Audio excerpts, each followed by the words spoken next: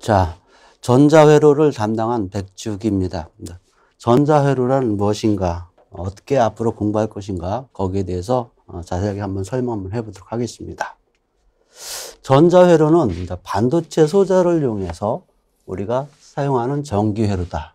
여기서 반도체 소자라고 하는 이 부분은 일반적으로 다이오드하고 그 다음에 TR, FET 또는 앞으로 공부할 OPMP 이런 소자하고 IC를 이용한 그런 회로다라고 생각하시면 되겠습니다. 전자를 중심으로 하는 물성을 가진 각종 현상을 갖다가 배운다. 자, 여기서 현상이라고 하는 것은 일종 우리가 가장 많이 보고 있는 증폭이라는 그런 개념과 그 다음에 발진이라는 그런 개념.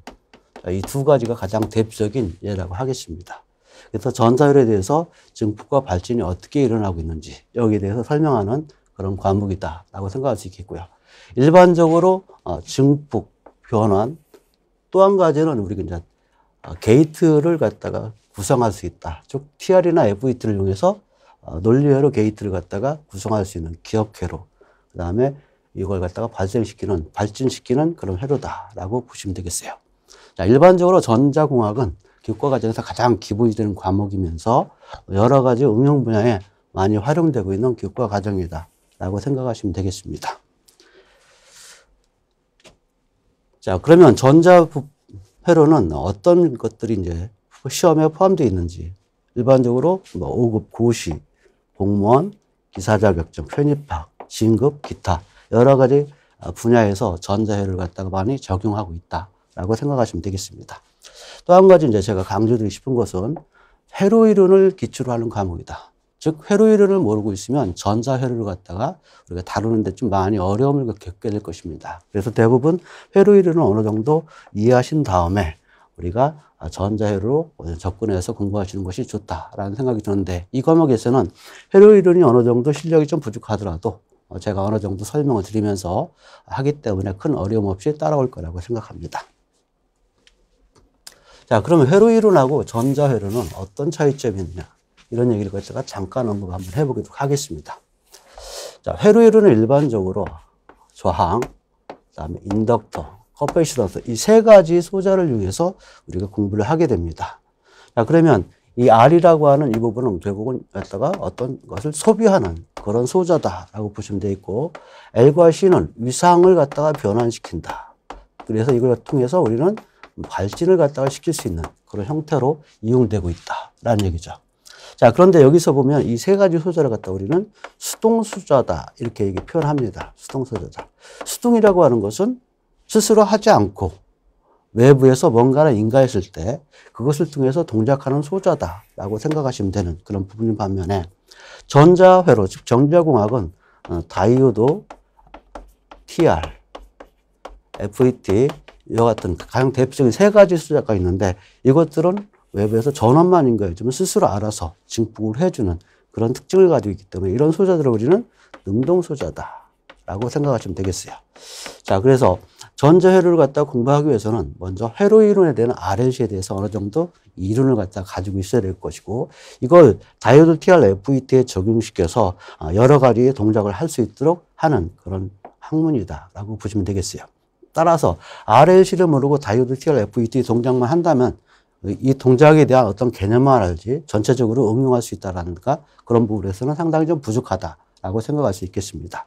따라서 회로 이론을 어느 정도 알고 난 다음에 전자회로를 접근해서 공부하는 것이 좋다라는 그런 말씀을 드리겠습니다. 자, 전자회로를 배우는 학습 내용은 어떤 것들이 있는지 한번 보시면, 자, 먼저 앞에서 설명드렸던 것처럼 반도체 소재에 대한 개념을 갖다가 알아야 될 것이고요. 그 다음에 이걸 통해서 지어, 증폭, 발진의 원리를 알아야 될 것이다. 여기서 제가 노란색으로 이와 같이 표시했던 이런 내용들은 주로 많이 쓰고 있는 전자회로의 분야다라고 생각하시면 되겠습니다. 자, 그래서 이와 같은 증폭의 가장 대표적인 그런 부분이고요. 그 다음 논리, 그 다음 메모리 부분에 대해서도 아마 전자회로를 통해 가지고 우리가 많이 배우게 될 것이다. 자, 이런 내용을 포함시켜서 어떤 시스템에 대한 개념을 이해하고 이걸 통해서 어떻게 활용할 것인가를 갖다가 배우는 그런 내용이다라고 볼 수 있겠습니다. 그래서 전자회로를 갖다가 학습을 하게 되면 이와 같은 형태로 우리가 응용해서 이용할 수 있다는 그런 부분이고, 대부분 전자공학뿐만 아니라 기계, 또 한 가지는 여러 가지 분야에서 이 전자를 통해 가지고 제어하려고 하는 그런 흐름을 갖다가 많이 가지고 있다. 그렇기 때문에 전자회로는 그런 제어에 의한 부분을 갖다가 적용하기 위해서 가장 기본적인 과목이다라고 생각할 수 있겠습니다. 자, 그럼 전자회로의 강의 구성은 어떻게 구성되어 있는지 여기에 대해서 한번 살펴보도록 하겠습니다. 자, 먼저 1장에서는 회로 이론에 대한 기본 개념을 갖다가 여기서 설명을 하게 되고요. 특히 반도체 물성 쪽에서 어느 정도 반도체란 무엇이고 또 피해접합이란 무엇인가, 여기에 대해서 살펴보는 그런 내용이라고 볼 수 있겠습니다. 자, 그래서 1장에서 보면 신호란 무엇이고 스펙트럼이란 무엇이고 증폭이란 무엇이고 주파수 응답이란 무엇이며 어떤 시스템을 갖다가 회로로 등가적으로 모델링 해가지고 우리가 어떻게 해석하는 것인가에 대해서 설명하는 분야다라고 볼 수 있겠습니다. 그리고 이 부분이 끝나면은 반도체 수자를 갖다가 소개하게 되고, 이 반도체 수자가 어떤 특성을 가지고 있으며 피해제법을 하게 되면 어떤 동작을 하게 되는지 거기에 대해서 살펴보는 그런 내용이라고 볼 수 있겠습니다. 자, 그 다음 앞으로 이제 계속 이 같은 내용을 갖다 이제 설명을 드리게 될 텐데요. 연산용폭에 대한 거. 자, 연산용폭은 상당히 요즘 많이 쓰고 있고 시험 문제에서 상당히 많이 나오고 있는 그런 부분 중에 하나다라고 이제 볼 수 있겠는데요. 자, 여기서 이제 연산용폭은 대부분 교재에서는 뒤에 나온 부분인데, 저는 먼저 앞에 나와 있기 때문에 연산용폭을 먼저 다루고, 다이오드에 대한 개념, 피해접합에 적용시킨 바이폴라 트랜지스터에 대한 개념, 그 다음에 FET에 대한 개념, 이걸 통해서 어떻게 집적회로를 통해서 빌딩화하는가에 대한 내용, 그 다음에 차등정폭기와 다단정폭기, 즉 차등정폭기를 통해서 우리가 상당히 많은 증폭을 하게 되는데 이걸 갖다가 어떻게 해석하는가, 또 이걸 통해서 다단정폭기를 연결했을 때는 어떻게 연결해야 되며 이걸 어떻게 해석하는가, 여기에 대해서도 한번 살펴보도록 하겠습니다. 자, 그런 다음에 우리가 좀 중요한 주파수 측면에서 어떻게 주파수 특성이 달라지는가, 예를 들면 어떤 주파수 대역 내에서 이와 같은 특성을 가지고 있고 다른 주파수 측면에서는 어떤 특성이 없더라, 일종의 이제 필터 역할, 그런 형태의 어떤 이론을 갖다가 배우는 그런 부분이 바로 주파수 응답을 알아야만이 그런 특성을 알 수 있다라고 생각할 수가 있겠습니다. 자, 또 한 가지는 이제 입력이 나오면 이제 출력이 나오는데, 출력이 다시 입력으로 다시 피드백되는, 기환되는 그런 형태를 우리는 기환이라고 하는데, 이 기환 정폭기는 어떤 특성을 가지고 있으며 어떻게 동작하는 것에 대해서도 한번 살펴보도록 하겠습니다. 자, 그 다음에 이제 출력단과 그 다음에 전력 증폭기 부분을 갖다가 설명하겠습니다. 자, 일반적으로 우리가 증폭기를 얘기하게 되면 우리가 증폭기의 출력단에 우리가 나타나게 되는데, 결국 이 부분을 갖다가 우리가 나중에 전력을 갖다가 증폭을 시킨다라고 생각하시면 되는데, 그래서 전력 증폭기하고 일반적인 증폭기의 차이점을 갖다가 얘기하게 되면, 결국은 이 전력을 기준으로 했을 때 일반적으로 우리가 전자회로 쪽에서는 1W 이상이다 라고 한다면 보통 이제 전력 증폭기다 라고 얘기하게 되고요. 그 이하다 그러면 소신호 증폭기다, 이런 표현을 갖다가 쓰게 됩니다.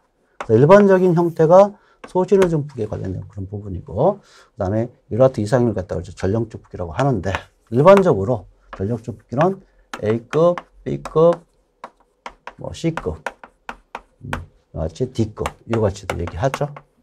자, 그래서 가장 일반적으로 많이 쓰고 있는 선형 증폭기 부분은 바로 이 중에 AB급을 상당히 선호하게 됩니다. 그래서 뒤에서 보게 되면 우리가 B급 같은 경우는 크로스 왜곡이 발생하게 되죠.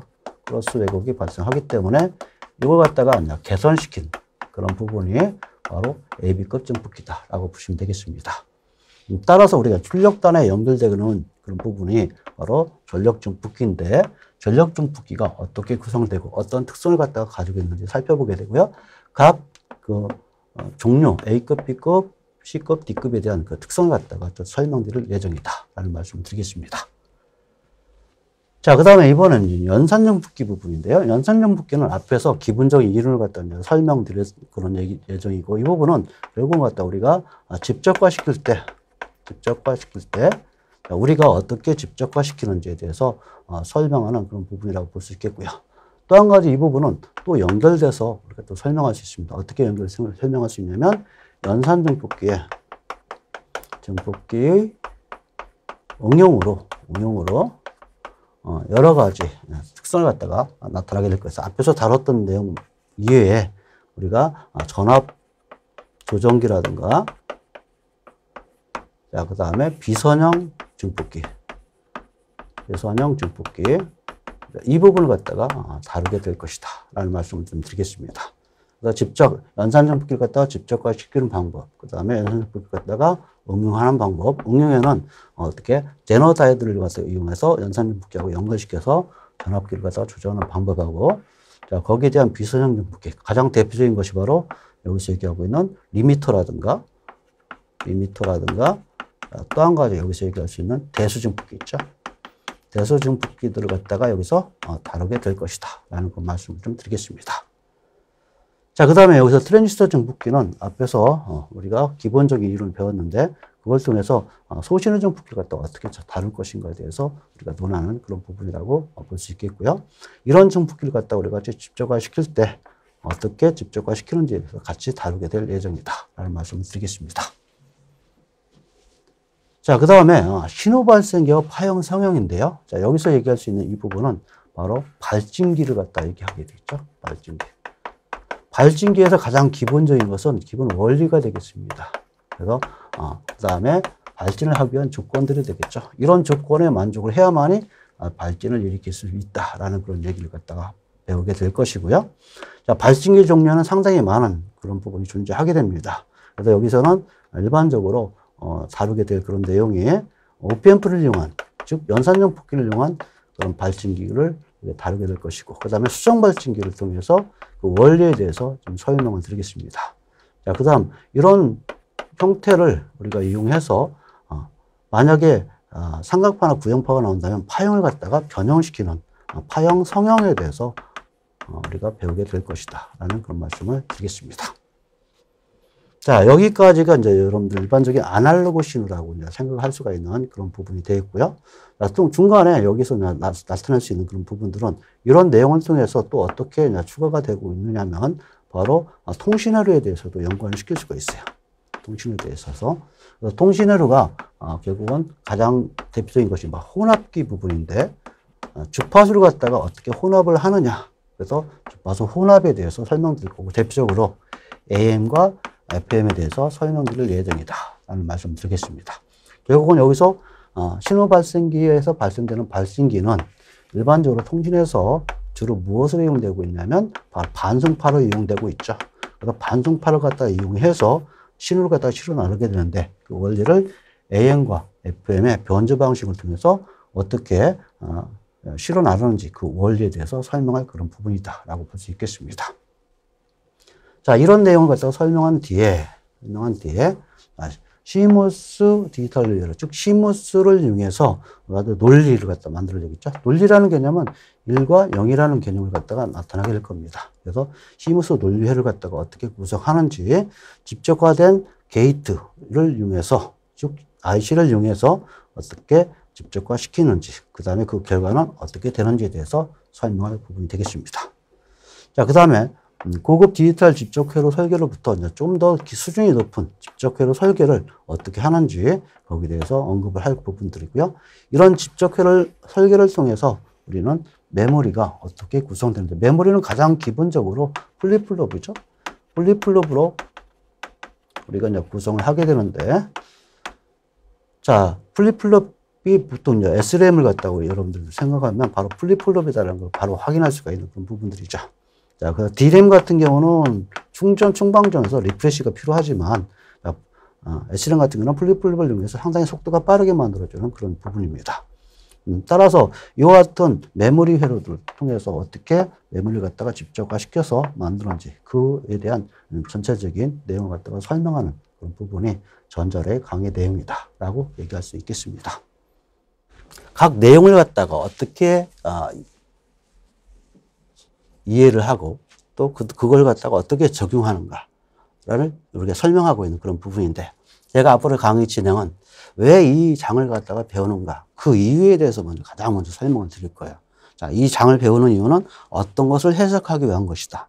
무엇을 하기 위한 것이다. 라는 얘기를 반드시 설명을 드리게 될 것이고요. 자, 그다음 거기에 대한 기본적인 이론을 소개한 다음에, 그 다음에 이런 이론 중에서 가장 중요한 내용, 여기서 꼭 알아야 될 내용, 주요 내용을 갖다가 체크를 꼭 해드릴 겁니다. 이런 내용을 알아야만이 뒤의 내용과 연관시켜서 우리가 설명할 수 있다라는 그런 얘기를 할 수 있다는 얘기죠. 자, 그런 내용을 먼저 설명하고 이론을 좀 설명을 드리고, 이를 통해서 예제문들을 풀면서 우리가 강의를 진행하는 형태가 되는데, 가장 중요한 내용은 여러분들이 연습 문제라든가 기타 예제 문제를 풀 때 가장 쉬운 문제를 갖다가 풀려고 노력을 하고 있는데, 어떤 쉬운 문제는 어느 정도 이해한다면은 어려운 문제를 갖다가 좀 어느 정도 풀어가지고 우리가 좀 더 많은 부분에서 응용할 수 있는 그런 능력을 키우는 것이 좋다라고 생각을 하게 되겠습니다. 그래서 앞으로 제가 강의하는 이 방법, 진행 방법은 제일 먼저 왜 이 장을 배우는가? 두 번째, 여기에 필요한 이론은 어떤 것이고, 세 번째, 이 장에서 중요한 것은 어떤 것이고, 그런 내용을 먼저 소개하고 이론과 문제를 풀이를 해서 안전하게 소화할 수 있도록 하는 그런 강의 진행 방법이라고 볼 수 있겠습니다. 자, 이번에는 전자회로를 공부하는 방법에 대해서 설명을 한번 드려보도록 하겠습니다. 전자회로를 갖다가 어떻게 공부하면 보다 더 효율적으로 우리가 이해할 수 있는지 그 방법에 대해 한번 설명드리면, 먼저 전자회로는 회로 이론을 기반으로 하고 있다. 회로 이론에 대한 어떤 이해도가 떨어진다고 한다면 전자회로를 이해하는데 좀 많이 어려움을 따를 것이다 라는 말씀을 드립니다. 그래서 회로 이론을 어느 정도 이해한 상태에서 여러분들이 전자회로를 갖다가 접근하는 것이 가장 효율적이다라고 생각할 수 있겠는데요. 회로 이론을 갖다가 기반으로 하는데 단순하게 회로 이론을 외웠다라고 한다면 그것 또한 전자회로를 접근하기 상당히 힘들다. 그렇기 때문에 회로 이론에 대한 것을 어느 정도 이해를 좀 해주셔야 된다. 이해를 하지 못한다고 한다면 전자회로도 이해도 못하고 암기 위주로 갈 것이다. 암기 위주로 간다는 얘기는 전자회로가 워낙 회로도 많고 수식도 많고 그 다음에 그걸 갖다 이해하는 상당히 많이 어려움이 따를 것이다. 이런 말씀 드립니다. 자, 그 다음에 두 번째, 수식의 어떤 과정이 있는데요. 이 과정을 갖다가 먼저 어떻게 이 과정이 이루어져야 되고 무엇 때문에 이루어지는데 어떤 개념을 갖다가 먼저 알아두신 것이 좋다. 그 개념을 먼저 이해하고 어떤 수학적인 과정을 갖다가 다루는 것이 좋지. 먼저 어떤 개념도 모르고 우리가 수학적으로 먼저 접근했다고 하면 공부하는데 좀 더 어려움이 있을 것이다. 좀 더 시원하게 접근하기 위해서는 이와 같은 수학적인 과정이 왜 필요한지 먼저 그 개념을 먼저 이해를 하고 그 다음에 수학적인 과정을 갖다가 접근하는 것이 훨씬 더 효율적이다라고 생각할 수 있겠습니다. 자, 그 다음에 어떤 이론이 나오면 어디에서부터 나왔다. 앞에 나온 내용을 갖다가 항상 연결시켜주는 그런 습관이 필요하다. 예를 들면 태분안의 정리가 나왔는데 그 태분안의 정리는 어떤 것이다. 그런 이론을 갖다가 여기에 정리시키면 어떻게 된다. 항상 그걸 갖다가 어디에서 나왔다. 그래서 이걸 갖다가 이렇게 연결시킨다라고 하는 그런 형태로서 우리가 계속 공부를 해야지 계속 머릿속에 남고 반복될 수 있는 그런 효율적인 공부 방법이다라고 생각할 수 있겠습니다. 자, 그 다음에 회로를 보면서 직접 여러분들이 해석하는 방법을 배워라. 공식을 외우려고 하지 말고 공식을 풀려고 하지 말고 회로를 보면서 이 회로를 보면은 어떤 수식이 나오고 있고 어떻게 해석되고 있더라는 걸 갖다가 연습을 해야 되지 어떤 공식만 가지고 그걸 갖다가 접근을 했다가는 상당히 많은 어려움이 따를 것이다라는 생각이 듭니다. 자, 그렇기 때문에 공부하는 방법은 먼저 회로를 먼저 보고 그 회로를 통해서 어떤 수치를 갖다가 해석하는 그런 방법이 상당히 중요하다라는 말씀을 드립니다. 자, 또 한 가지 어떤 전자공학 같은 건 특히 또 심합니다. 눈으로 공부하면 이렇게 풀리고 있구나. 상당히 쉽게 풀리고 있고 그 다음에 자기가 이해한 것처럼 느껴지지만 막상 회로를 하나 놓고 본다면 상당히 깜깜해질 것이다. 앞이 안 보일 것이다. 이런 얘기가 되죠. 시험 볼 때도 마찬가지입니다. 그렇기 때문에 항상 눈으로 하는 그런 것보다는 손으로 직접 회로를 보면서 손으로 직접 풀면서 학습하면은 효과가 더 좋을 것이고 기억도 오래 남을 것이다 라는 얘기. 그러면서 또 한 가지는 응용력이 생길 것이다 이런 말씀을 드리고 싶습니다. 그 다음에 다양한 문제를 한번 풀어봐라. 다양한 문제를 풀어본다는 얘기는 그만큼 여러분들이 지식을 많이 쌓는다는 얘기가 될 것이고 또 한 가지는 쉬운 문제를 갖다가 풀어보는 것보다는 좀 더 어려운 문제를 갖다가 풀어서 단순하게 어떤 것을 갖다가 계산한다는 개념보다는 어떤 논리적이고 물리적인 그런 내용을 갖다가 어느 정도 이해할 수 있는 그런 단계까지 오면은 여러 가지 문제를 갖다가 해결할 수 있는 그런 열쇠가 된다라는 것을 확인할 수가 있습니다. 그래서 다시 한번 정리해보면 전자회를 공부할 때는 회로 이론을 기반으로 공부하게 된다. 그 다음에 암기 위주로 하지 말고 이해도 위주로 공부를 하셔라. 그 다음에 수학적인 개념을 먼저 접근하기보다는 왜 이 수학적인 과정이 나오는지 개념을 먼저 이해하고 그 다음에 수학적인 과정으로 접근을 해라. 앞에 나왔던 내용을 갖다가 단순하게 이해하지 말고 이 앞에 나온 내용을 갖다가 뒤에 내용과 반드시 연결시켜주는 그런 습관을 들여라. 그 다음에 회로를 보면서 직접 해석하는 연습을 해라. 그 다음에 눈으로 하지 말고 회로를 보면서 직접 손으로 한번 수식을 만들어가지고 풀어봐라. 그 다음에 다양한 문제를 풀어보므로써 여러분 실력은 향상될 것인데 좀 더 어려운 문제를 한번 다뤄봐라.